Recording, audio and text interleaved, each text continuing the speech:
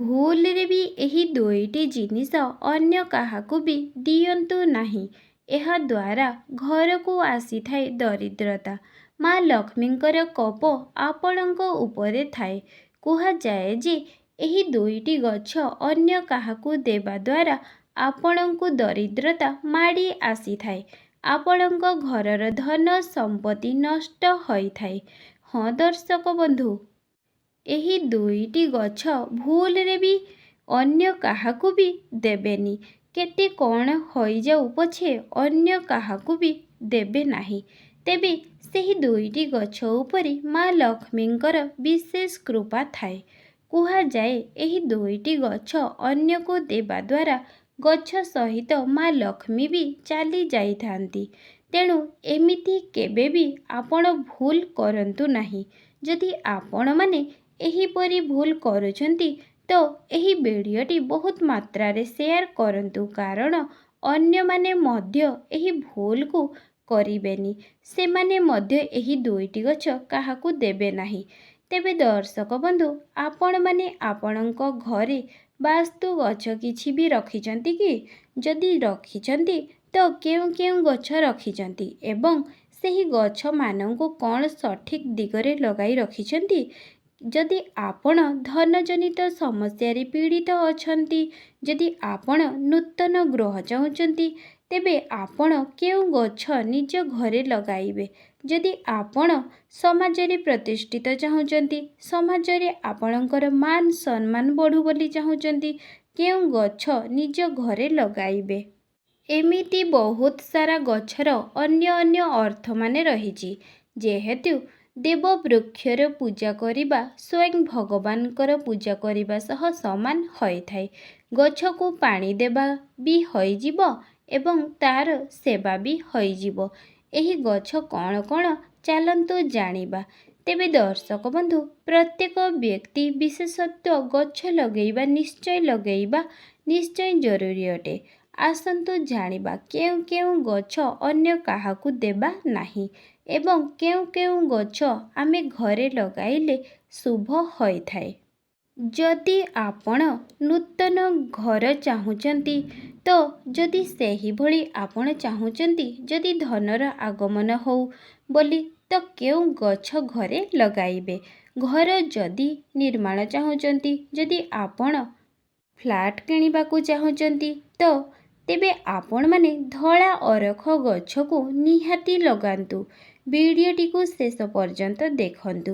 ଏତିକିରେ ଜମା ବି ସ୍କିପ୍ କରନ୍ତୁ ନାହିଁ ଏବଂ ଘରର ସୁଖ ସମୃଦ୍ଧି ବୃଦ୍ଧି କରିବା ପାଇଁ ଘରେ ତ ତୁଳସୀ ଗଛ ନିଶ୍ଚୟ ଲଗାନ୍ତୁ ଏବଂ ତା'ର ସେବା ପୂଜା ଅର୍ଚ୍ଚନା ବି କରନ୍ତୁ। ଆପଣ ତାପରେ କ'ଣ କରିବେ ନା ବେଲ ଗଛ ଏବଂ କଦଳୀ ଗଛ ନିଜ ଘରର ବାଡ଼ି ପଛପଟରେ ଲଗାଇବେ। କିନ୍ତୁ ମନେ ରଖନ୍ତୁ ଯେ ଘରର ସାମ୍ନାରେ ବେଲ ଗଛ, ଜଡ଼ି ଗଛ ଅଗଣାରେ ଲଗାନ୍ତୁ ନାହିଁ।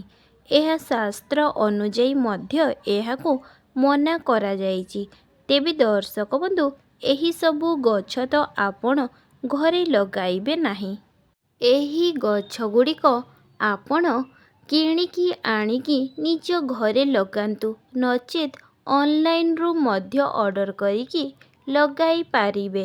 ଏହି ଗଛ ମା ଲକ୍ଷ୍ମୀଙ୍କର ବହୁତ ପ୍ରିୟ ଅଟେ। ଏବଂ ଆଉ ଗୋଟିଏ ଗଛ ହେଉଛି କୁବେର ପ୍ଲାଣ୍ଟ। ଏହା ମଧ୍ୟ ଆପଣ ଲଗାଇ ପାରିବେ। ଏହି ଗଛ ରହିବା ଦ୍ୱାରା ଘରେ ରହିବା ଦ୍ୱାରା ଘରର ଗୌରବ, ସୁଖ, ଶାନ୍ତି, ଉନ୍ନତି ହୋଇଯାଇଥାଏ। ତେଣୁ ଏହି ଗଛକୁ ନିଜ ଘରେ ନିଶ୍ଚୟ ଲଗାନ୍ତୁ। ଏବଂ ଆଉ ଗୋଟିଏ ଗଛ ହେଉଛି ମନି ପ୍ଲାଣ୍ଟ। ଏହି ଗଛ ପ୍ରତ୍ୟେକ ଘରେ ଘରେ ଅଛି। ଏହି ଗଛକୁ ଭଲ ଜାଗାରେ ରଖିବା ଏବଂ ଏହାକୁ ଯଦି ଆପଣ ତୁଳସୀ ଗଛ ମୂଳରେ ଲଗାନ୍ତି ତ ଏହାର 100 ଗୁଣ ଫାଇଦା ଆପଣ ପାଇପାରିବେ। ଥରଟିଏ ଏହି ଉପାୟଟି କରିକି ଦେଖନ୍ତୁ। ଯଦିବା ଆପଣ ମନି ପ୍ଲାଣ୍ଟକୁ ତୁଳସୀ ଗଛ ମୂଳରେ ଲଗାଇ ନାହାନ୍ତି ତ ଲଗାଇକି ଦେଖନ୍ତୁ କେମିତି 100 ଗୁଣ ଫାଇଦା ଆପଣଙ୍କୁ ମିଳୁଛି। ମନେ ରଖନ୍ତୁ, ମନି ପ୍ଲାଣ୍ଟର ଡାଳକୁ କେବେ ବି ତଳ ଆଡ଼କୁ ଯିବାକୁ ଦେବେ ନାହିଁ। ସବୁବେଳେ ଉପର ଆଡ଼କୁ ଲମ୍ବୁଥିବା ଯେମିତି। ଏହା ଦ୍ୱାରା କ'ଣ ହୋଇଥାଏ ନା ଆପଣଙ୍କର ଉନ୍ନତି ଅଗ୍ରସର ହୋଇଥାଏ। ଏହି ଉପାୟକୁ ଥରଟିଏ ନିଶ୍ଚୟ କରନ୍ତୁ ଏବଂ କେଉଁ 2ଟି ଗଛ ଆପଣ ଅନ୍ୟ କାହାକୁ ଦେବେ ନାହିଁ, ଚାଲନ୍ତୁ ୟା ସମ୍ପର୍କରେ ମୁଁ ଆପଣଙ୍କୁ ଜଣାଇବି। ପ୍ରଥମ ଗଛ ହେଉଛି ଅଁଳା ଗଛ।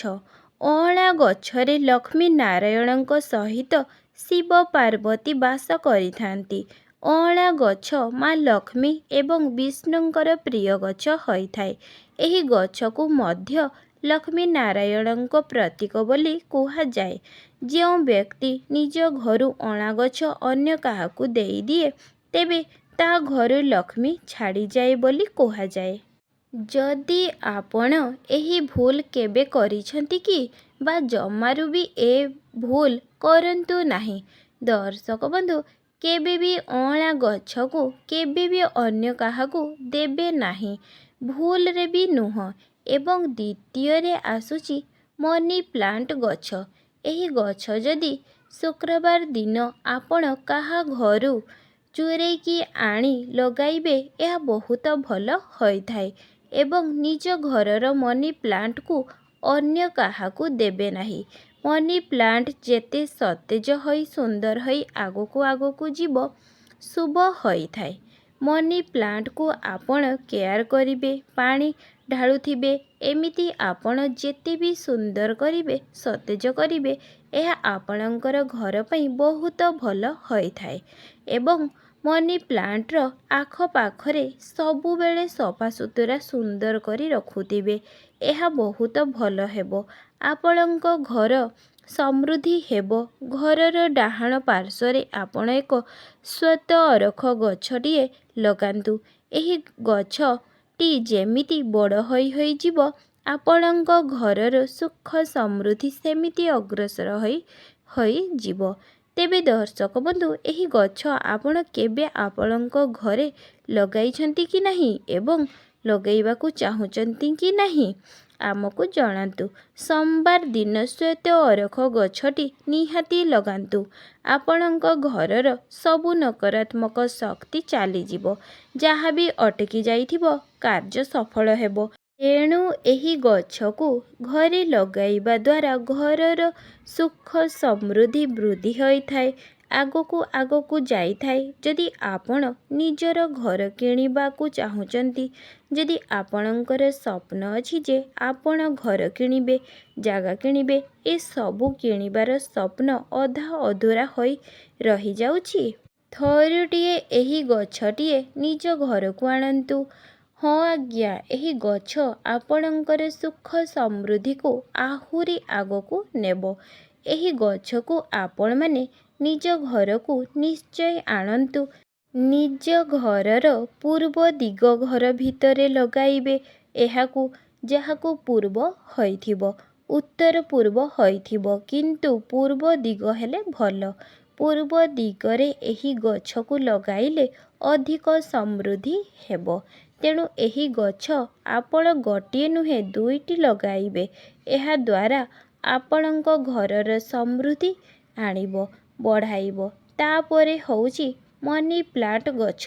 ମନି ପ୍ଲାଣ୍ଟ ଗଛ ହେଉଛି ଆମ ଘରର ସମୃଦ୍ଧିକୁ ଆଗକୁ କରେ, ଟଙ୍କା ପଇସାକୁ 2 ଗୁଣା କରେ। ଏହି ଗଛ ଯାହା ଘରେ ଥାଏ, ତା ଘରେ ଟଙ୍କା ମଧ୍ୟ ସେମିତି ବଢ଼ି ବଢ଼ି ଚାଲିଥାଏ। ଦେଖିବେ, ଯାହା ଘରେ ଟଙ୍କା ହେଉନଥିବ, ଏହି ଗଛ ଏମିତି ଶୁଖି ଶୁଖି ମରିଯିବ। ଏହାର ପତ୍ର ପୋକ କାଟିଦେବ। ନହେଲେ ଯାହା ଘରେ ଟଙ୍କା ପଇସା ଆସୁଥିବ, ତା ଘରେ ଦେଖିବେ ମନି ପ୍ଲାଣ୍ଟ ଗଛଟି ପୁରା ସତେଜ ରହିବା, ତାର ପତ୍ର ଗୁଡ଼ାକ ପୁରା ସବୁଜ ବର୍ଣ୍ଣ ହୋଇଥିବ ଏବଂ ଗଛଟି ବହୁତ ସୁନ୍ଦର ଦେଖାଯାଉଥିବ। ମନେ ରଖନ୍ତୁ ଦର୍ଶକ ବନ୍ଧୁ, ମନି ପ୍ଲାଣ୍ଟ ଗଛଟି କିଣିକି ଲଗାଇବେ ନାହିଁ। ଏହା ବୁଧବାର କିମ୍ବା ଶୁକ୍ରବାର ଦିନ ଚୋରାଇକି ଲଗାଇବେ ଏବଂ ଧନୀ ବ୍ୟକ୍ତି ଘରୁ ହିଁ ମାଗିକି ଲଗାଇବେ, ଗରିବ ଘରୁ ମାଗିବେ ନାହିଁ। ଏବଂ ମନି ପ୍ଲାଣ୍ଟ ଗଛ ଉପରକୁ ଲମ୍ବିବା ଭଲ, ତଳପଟକୁ ଜମା ବି ଲମ୍ବିବାକୁ ଦେବେନି। ବାସ୍ତୁ ଦୋଷ ଲାଗିଥାଏ, ଅର୍ଥାତ୍ ଆପଣ କାହାକୁ ମାଗି ବି ପାରନ୍ତି। ଦେଖିବେ, ଯାହା ଘରେ ସୁଖ ସମୃଦ୍ଧି ବଢ଼ି ଚାଲିଥିବ, ଆପଣ ତାକୁ ସମ୍ମାନର ସହିତ ମାଗୁଛନ୍ତି, ତାହେଲେ ବି ଭଲ କଥା। ନହେଲେ ଏହି ଗଛକୁ ଆପଣ ଚରାଇକି ଲଗାଇଲେ ଭଲ, ଯାହାକି ପୂର୍ବରୁ ମତ ଅଛି।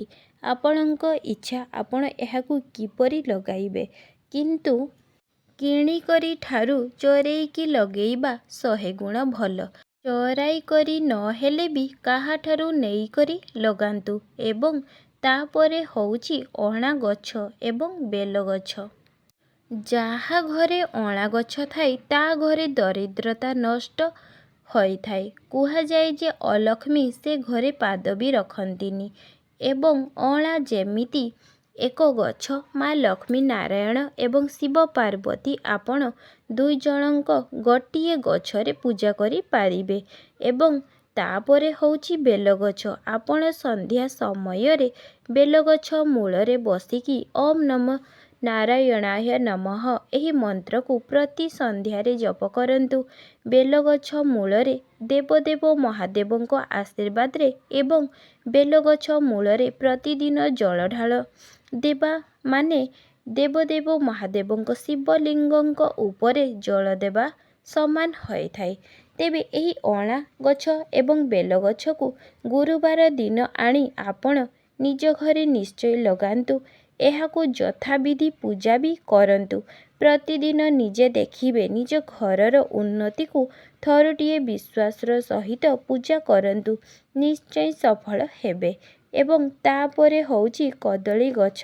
କଦଳୀ ଗଛକୁ କିଛି ଲୋକ ଲଗାଇବାକୁ ଡରି ଯାଇଥାନ୍ତି। କିନ୍ତୁ ଯାହା ଘରେ ଧନଗତ ସମସ୍ୟା, ସନ୍ତାନଗତ ସମସ୍ୟା ଲାଗି ରହୁଛି, ସ୍ୱାମୀଙ୍କର ଉନ୍ନତି ଯଦି ଚାହୁଁଛନ୍ତି ତ ଗୁରୁବାର କିମ୍ବା ପୂର୍ଣ୍ଣିମା ଦିନ କଦଳୀ ଗଛକୁ ଲଗାନ୍ତୁ, ପୂଜା କରନ୍ତୁ। ପ୍ରତିଦିନ ବିଧିପୂର୍ବକ ପୂଜା କାର୍ଯ୍ୟ କରନ୍ତୁ। ଦେଖିବେ ଆପଣଙ୍କର ଘରର ଉନ୍ନତି କିପରି ଆଗକୁ ବଢ଼ି ବଢ଼ି ଚାଲିବ।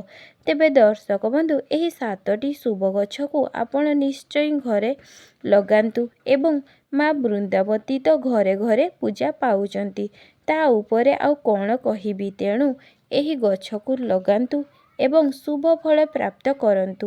ଦର୍ଶକ ବନ୍ଧୁ, ଆପଣ ଏହି ଗଛକୁ ଲଗାଇ ନାହାନ୍ତି ତ ନିଜ ଘରେ ଜଲ୍ଦି ଲଗାନ୍ତୁ। ତେବେ ଦର୍ଶକ ବନ୍ଧୁ, ଆଶା କରୁଛି ଆଜିର ଏହି ଭିଡ଼ିଓଟି ମୋର ନିଶ୍ଚୟ ଭଲ ଲାଗିବ। ଭିଡ଼ିଓଟି ଭଲ ଲାଗିଥିଲେ ଭିଡ଼ିଓଟିକୁ ଗୋଟିଏ ଲାଇକ୍, ସବସ୍କ୍ରାଇବ୍ ନିହାତି କରନ୍ତୁ।